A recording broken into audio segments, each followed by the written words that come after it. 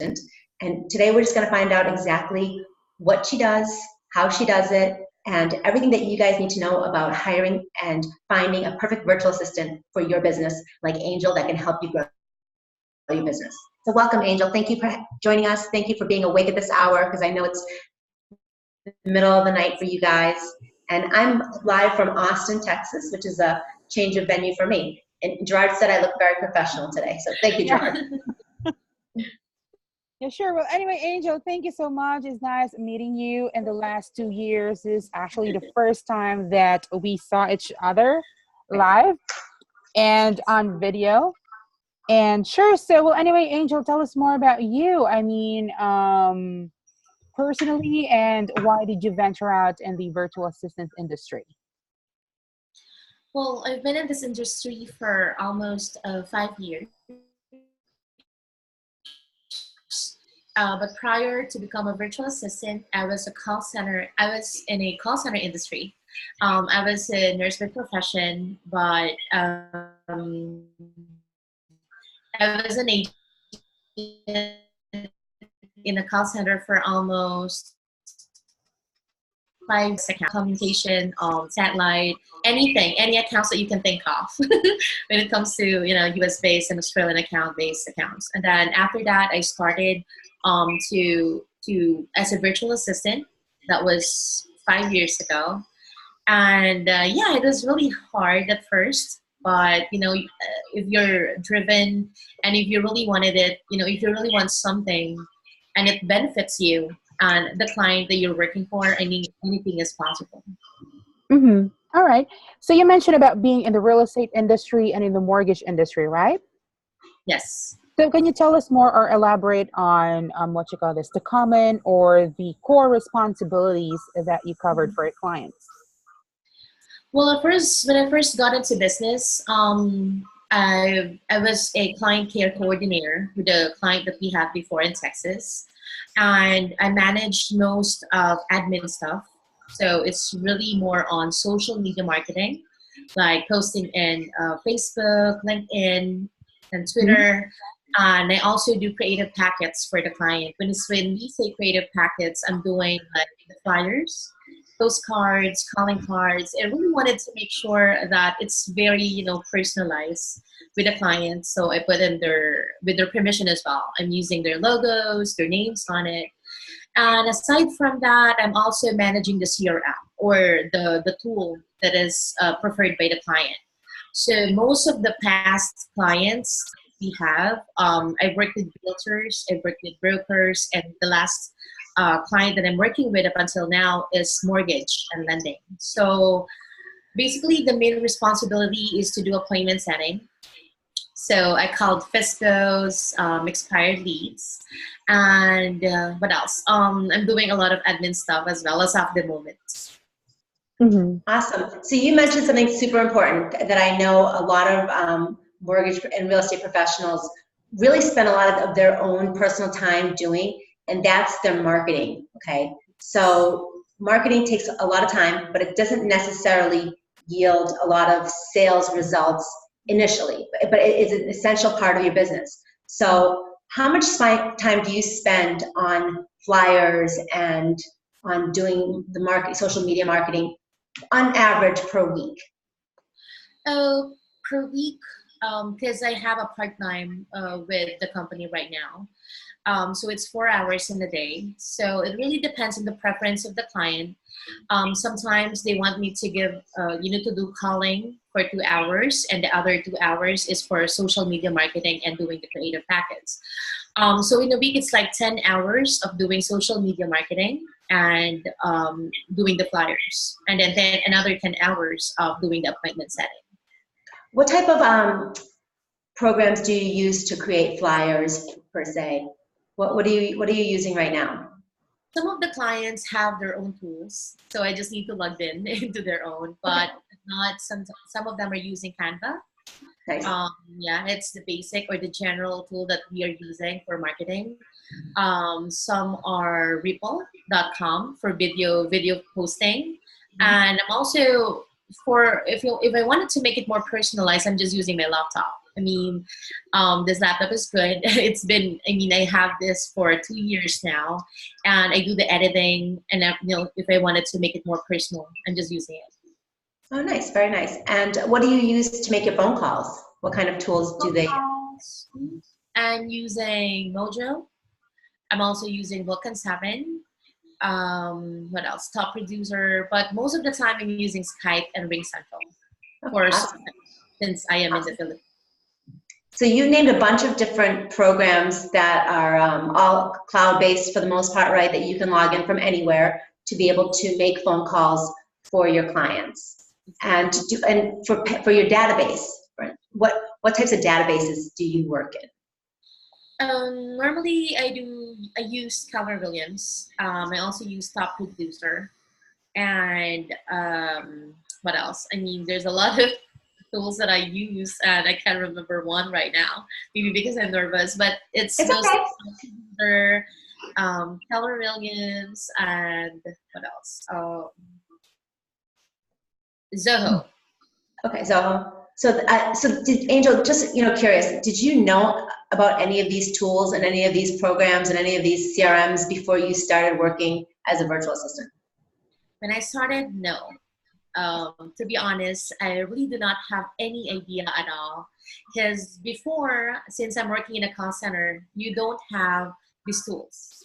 I mean, if you do not know something, you have a trainer, right? And they can give you all information. They'll do spoon feeding in order for you to learn. But as a virtual assistant, it's very hard at first because you need to know everything in order for you to assist your client. But of course, what's good about that is if you're driven and if you're really persistent to learn about something, if you're open for learning, there's a lot of materials that you can use online, especially nowadays. I mean, it's not that hard to do such things if you really wanted to learn.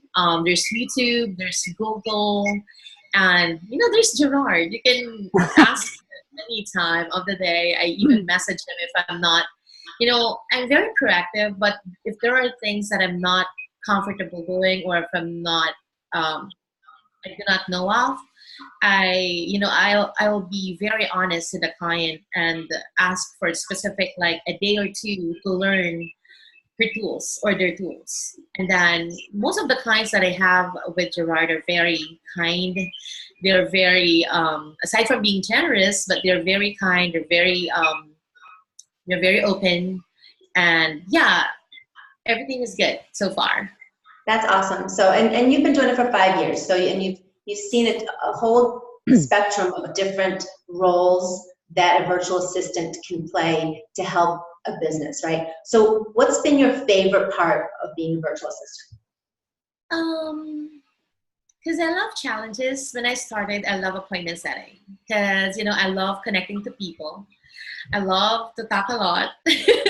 So I love to build rapport with them. I am also a results driven individual, but having that conversation, having that follow up, nurturing the leads, once you call them, you are already building relationships with them. So I love that part, engaging. And even with my friends, I love that. I love talking. So yeah, I think that's the most important thing. But right now, I'm also learning some administrative tasks, which I like. My creative side goes into it. So I also do love, doing marketing stuff.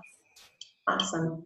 And how do you handle objections, for instance, when you're doing all of these cold calls or all these database calls? How do you handle when people tell you, no, Angel, or don't call me again? Or what do you do then? With that one, I really do not believe in script because, having conversation is really not scripted. It really depends on how you talk and how you deliver. But if they object, I listen. That's the most important thing because they wanted to deliver something for you and they just really wanted to know what is the reason why they object. So first you just need to listen to them, and then after that, like for example, I'll just set an example. I'm calling a FISBO, and they really wanted to do the selling. They're not interested to have it listed with any realtor so far. And what I did is you can actually know it by heart if it's a hard no or a soft no. When we do have that in sales, if it's a hard no, you just need to stop.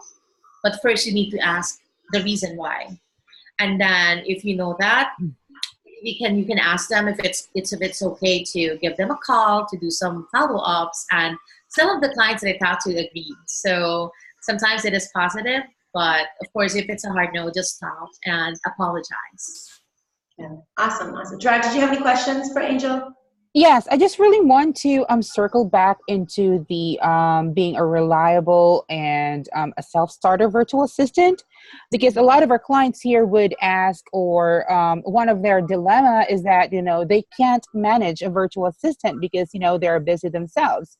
So that was a good point that that Angel gave, that whenever she's unsure of anything, I mean it's quite expected from a virtual assistant that they would learn on their own. And when I say on their own, I mean there's Google, there's YouTube, and in every system that you use, whichever CRM that you use, every platform that you use, they have their own support system that your virtual assistant could actually reach out to, and they can discuss, and they can teach your virtual assistant instead, or train your virtual assistant. You really don't have to invest some time sitting down with your virtual assistant, because literally the purpose of a virtual assistant is to give you more freedom and a focus on the money making activities. But if you have the time, sometimes we advocate clients to take the time in training the virtual assistant, because it creates this trust, this working relationship. But either way, if you don't have the time, if you have the time, and if you're struggling with your business, following with your leads, and and getting things done, and then hiring a virtual assistant might be the practical option for you. And Angel, so you transitioned in call center, being a virtual assistant, and for right now you're being hired by two clients, right? Yeah, Yes. right. From remote assistant. And how are you enjoying it so far? So far, at first, because I'm really open with them. So if I don't know anything, right now we are in the process of cleaning up the spreadsheets that they Hmm. have for the past clients. So working with Brian and working with Michael is really an awesome job. They are both very professional and they're very helpful. We Hmm. understand. So I had an open communication with them, or I have an open communication with them whenever we are available, or Hmm. if I don't understand with in regards to the tool. So they're very approachable, and they're willing to explain everything. Hmm. All right. And talking about communication, I mean, one of the questions, or common questions that people would ask, I mean, how do they communicate with you? It's via Skype with Michael, but for Hmm. Brian, we're using Facebook Hmm. Okay. because So it's you way more easier. Yeah, so you guys have a lot of option as to how you want to communicate with your virtual assistant. If you're comfortable with Facebook Messenger, that's fine. I mean, we have clients here at who are using Viber, WhatsApp, Skype, for as long as it is real time. We recommend this real time apps, or real time messenger, compared to email, because this is one way for you to really evaluate if your virtual assistant is there working for you, because That's we are working in the in the graveyard shift. I mean, assisting U.S. clients. So this is one way for you to to test as well if your virtual assistant is there. And how are you being paid, Angel? I'm being paid via right now for the clients via PayPal. For PayPal for both clients, right? But you Yes. guys have other options as to how you're going to pay your virtual assistant. If this is one of your concerns, you can actually check out westernunion.com or remitly.com. And in case you want more options, and then the best thing to do is to contact us and find out more. So, Ms. Springman, Yeah, I have a question. So Angel, how does your team manage your activity? Do you give them like an EOD report? Like, Do you have like a Trello board that you work from where you have assigned yourself tasks and then you move them over upon completion? What's the best way that you are keeping yourself accountable and your team's keeping you accountable for your services? Regarding with my clients, both of my clients, I'm sending them a start of day report. It's really important so that they would know specifically what are the things that you will be working on that specific day. And then during the shift, like since I have 4 hours and 2 hour shift, we do chat, we do Facebook Messenger just to keep connected every single hour. And then aside from that, by the end of the shift, I will be sending them like an end of day report of the task that was done. Awesome. And do you use like things like Asana or Trello or any of the management software? Right now for both clients, none so far. But before I've used Asana. You're correct. I've used Asana to manage the team. Awesome. And like I already asked you like what your favorite part of the job is. And of course, I'm sure everyone that's watching this today is going to say, I want Angel to be my virtual assistant too, right? She seems very intelligent, very motivated, and a great, self-starter. So just Gerard, block her number, okay? Yes. So that nobody else can contact her because she's ours, right? So, Angel, as a recap, can you please tell us, in a nutshell, basically the administrative tasks, including, the phone support that you do or you have done for your clients? Okay. Again, for appointment setting, so I set up appointment for FISBO, expired, and I also do have experience closing with buyers and sellers. And I've used a lot of tools like the CRMs like Boomtown. I also use Mojo, Vulcan 7, Zoho, Top Producer, actually a lot. And I can't think of as of the moment, but it's been a lot. Because even though I'm not using the tool before, I'm trying to watch videos on YouTube that will help me to learn more about a specific in real estate business. Aside from appointment setting, social media marketing. So I do that, creative packets, administrative like email management and CRM management with a client. I also do project-based coordination before because I had like a project with a previous client and it was successful. So yeah, I think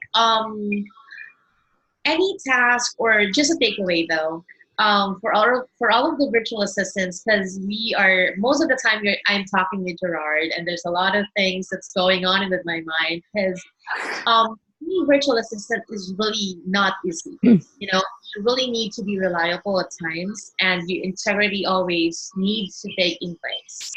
You need to be available when your clients needs you and you need to let them know that you are worthy of your job. So it takes a lot of effort, it takes a lot of passion, dedication in order for you to help your client. And it's not just the wordings itself, but what's hard about that is doing what is right for your client. So I think that's it. Gerard knows how I work. I easily get bored if I don't have any task. So I love doing tasks for my client, and so far I think so good. They're happy with me, and there are some things that are no we cannot control, like financial issues with a client before. But again, having that recommendation from them is a big thing for me.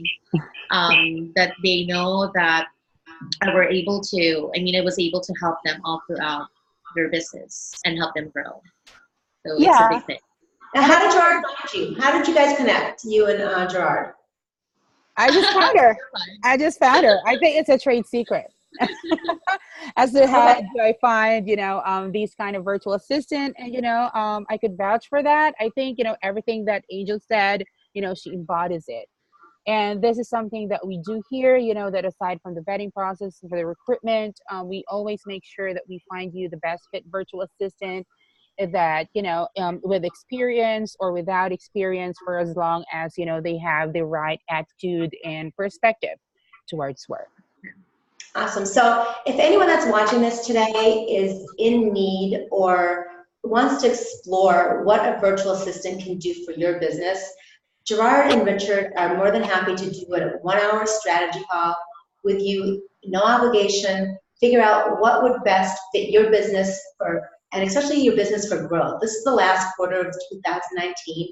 You're going to be prepping for a 2020 start that you want to get your business off on the right foot. So this is the great way to get involved in your own success by hiring someone that will do the tasks for you that you necessarily can't get to, don't want to do, or just plain don't have the capacity to even begin. So a virtual assistant like Angel can really help you in different aspects of your business, from cold calling to past database management to social media marketing to creating flyers and marketing pieces for you or your clients.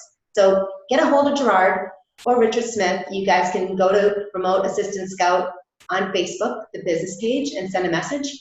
Or Gerard, do you want to give an email or a cell phone number that people can contact you at, or what's the best way to get a hold of you?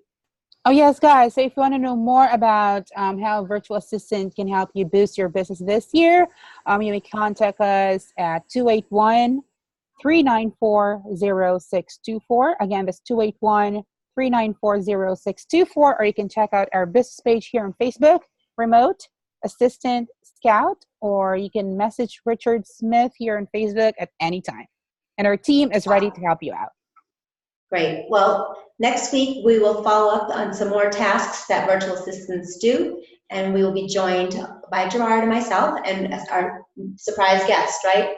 Yes. We're going to have someone special for you guys always, just to help you understand what the benefits of a virtual assistant are and how a virtual assistant can really change your business. So thank you, Angel. I appreciate your time. Thank you, Gerard, always. You guys are awesome at what you do, and keep doing a great job. Love seeing people helping other people. Thank you, Angel. Thank you, Ms. Thank Pinkman. you. See you next You're welcome, week. always. See you next week. Bye-bye. Bye-bye.